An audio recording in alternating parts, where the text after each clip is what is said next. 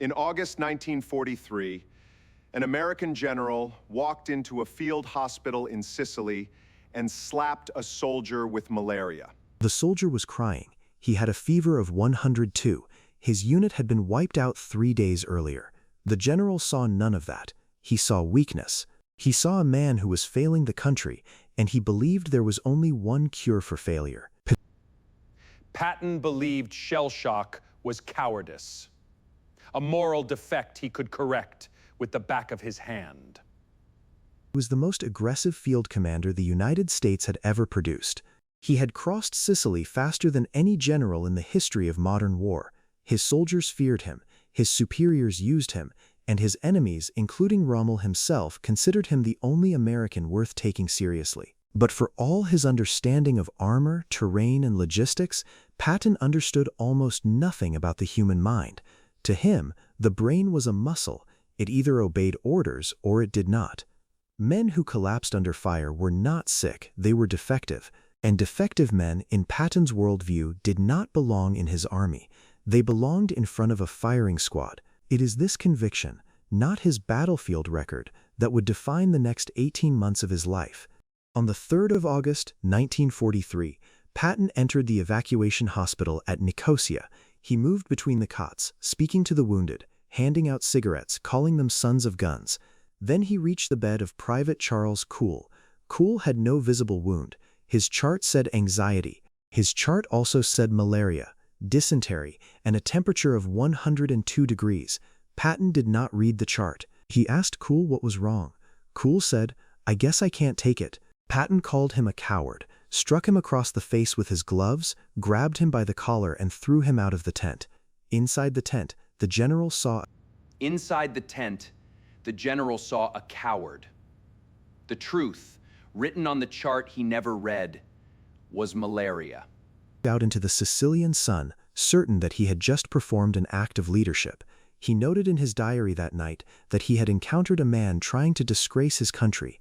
He wrote that such men should be tried for cowardice and shot. 7 days later, on the 10th of August, he entered another field hospital at the receiving station near Sant'Agata. He stopped at the cot of Private Paul Bennett, a 21-year-old artilleryman who had been at the front for 1 year without rotation. Bennett was trembling. He could not speak. He had been ordered to the rear by his own battery surgeon after he had begun crying uncontrollably during a barrage.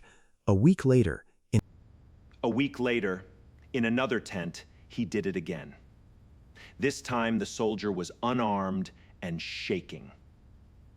Pearl-handled revolver. He waved it in Bennett's face. He called him a yellow son of a bitch. He slapped him twice, the second blow knocking Bennett's helmet liner across the tent. The receiving officer, a colonel named Courier, stepped between them. It was the only thing that stopped a general from beating a private to the ground in front of a tent full of wounded men. What Patton did not know, as he stormed out of that second hospital, was that the doctors were already writing reports. 2 reports, with copies to the Surgeon General. Within 72 hours, those reports were on the desk of General Dwight Eisenhower in Algiers. Eisenhower read them. He read them again, and then he did something almost no commander in the Second World War ever did to a peer of Patton's rank. He wrote a private letter that ended a career, even if it took 6 more years for the career to die. Eisenhower's letter was clear. Apologize publicly to every man in the 7th Army, or lose your command. Both. The general apologized in a hospital tent first, mumbling to a nurse that he had not meant it, then to the doctors, then to the 2 soldiers themselves, though Kuhl by then had already told a reporter that he believed Patton was suffering from battle fatigue himself and that he forgave him. The forgiveness did not save Patton. The story leaked in November of 1943. Drew Pearson broke it on national radio. Within 24 hours, the United States Senate was demanding answers, and Patton, the man who had taken Sicily in 38 days, was sidelined for the next 11 months. He would not lead troops in the invasion of Normandy. He would watch D-Day from a desk in England. The most aggressive commander in the American army was kept on a leash, not because he had failed in battle, but because he had failed to understand the simplest fact about the men who fought for him, that the mind, like any other organ, can be wounded. This is what makes the case extraordinary.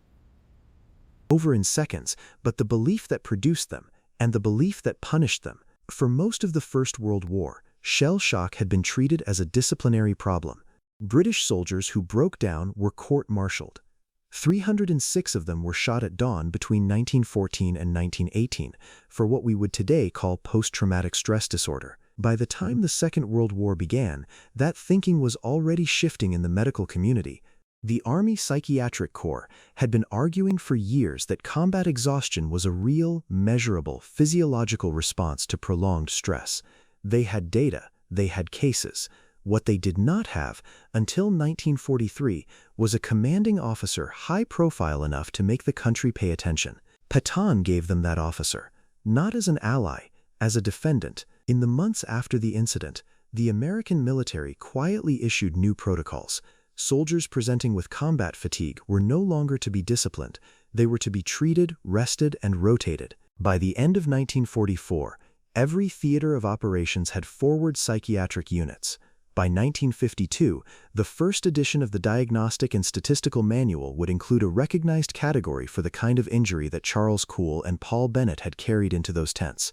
In 1980, the third edition of that same manual would give that injury a name: post-traumatic stress disorder. The slap Post-traumatic stress disorder, the slap that nearly destroyed his career, also forced the Army to recognize that battle fatigue was real. lesson. To his death in a car crash in December of 1945, he insisted that there was no such thing as combat exhaustion, that soldiers who claimed it were weak men hiding behind a fashionable diagnosis. He did not live to see the manuals revised. the forward psychiatric units he had inadvertently created. He died believing exactly what he had believed when he raised his hand to Charles Kuhl, and that is the irony at the center of this case.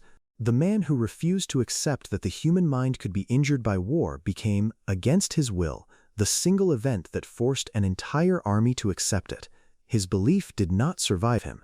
The diagnosis he denied is now carried by every veteran who has ever come home from a war and discovered that the war came home with them. Patton was right about Germany. He was wrong about the human mind. Both truths cost lives. He believed the brain was a muscle. The brain remembered him anyway.